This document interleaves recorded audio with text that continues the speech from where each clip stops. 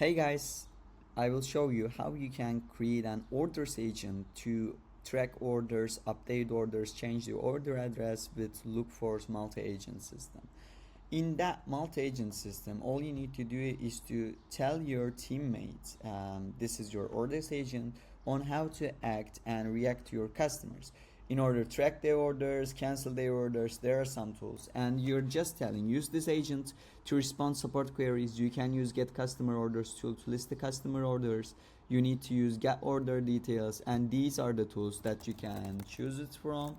And after this, you can also check if a customer is logged in is true or not. Based on it, you can send a verification email to them.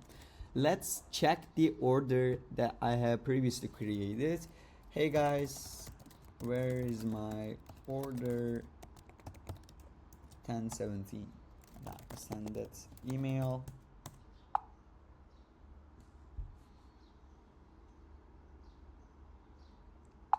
As you can see here, it just tracked the status of my order and telling me it hasn't been shipped yet. Now I can cancel my order, I can do anything I want. So this is how you can do it. Cheers.